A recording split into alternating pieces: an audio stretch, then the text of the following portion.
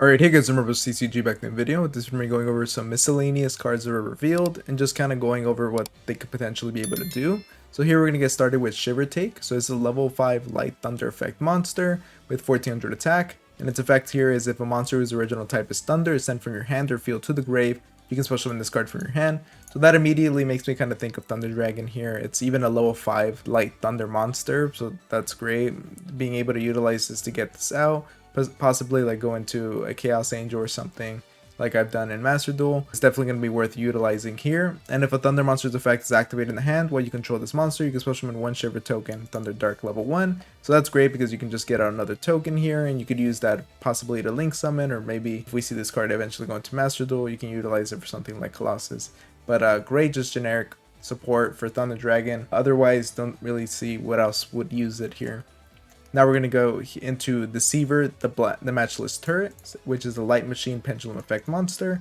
Its pendulum scale is a 5. Its pendulum effect here is negate all cards and effects activated in this card's column. So I'm assuming when this card gets destroyed, it's going to be able to be placed in whatever column. And that's going to be annoying for your opponent. It's always kind of interesting to see cards like this. I'm curious to see if this is going to be used at all, but otherwise, let's see this effect here. You can special summon this card from your hand to a column with no cards, and negates all cards and effects activated in this card's column. If this card in its monster zone is destroyed, you can place it in your pendulum zone. So it looks like this is going to be a great way of just summoning it out. Going to be like a generic pendulum card that's going to be pretty annoying, but plays with like zone placement, and seems pretty interesting for that reason. And being able to negate a card just by getting it out for free, it seems pretty good.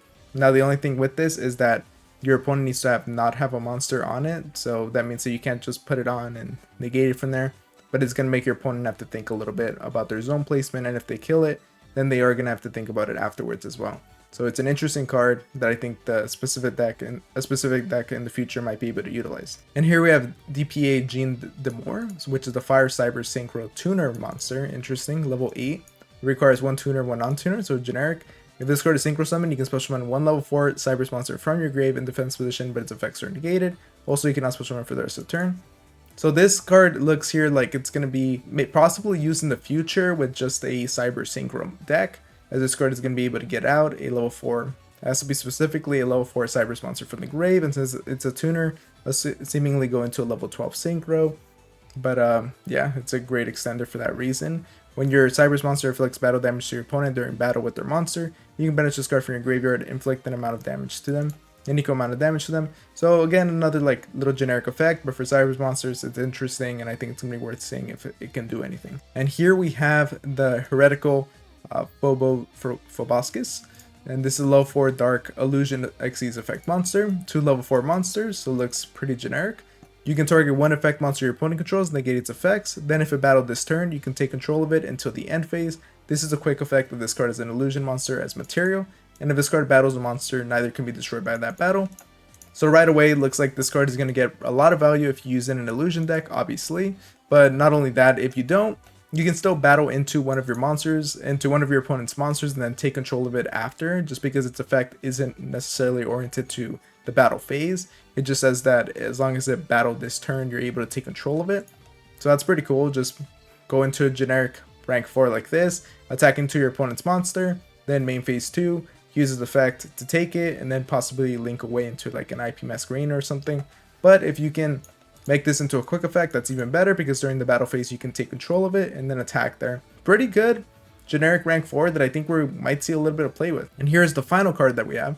This is Astral World Tree lumist, which is a Link 5 Earth Plant Link monster with 2000 attack. So Link 5 is pretty wild, but otherwise, let's see.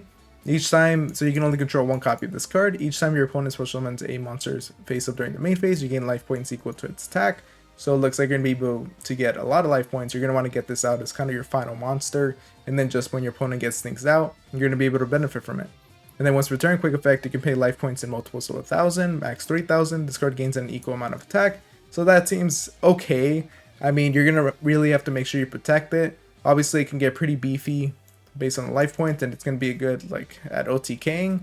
If you want to get this out, possibly clearing out the board, get this out, and then attack. Going into this first, a lot of materials, and it's going to be a little difficult to protect. But otherwise, yeah, I don't really see this card being played unless there's a specific deck that can really benefit from this. I know like Sun Avalon benefits from like losing life points, but so we might not see it there. But otherwise, let me know what you guys think about these cards and which one's your favorite. And I'll see you guys next time. Thank you for watching.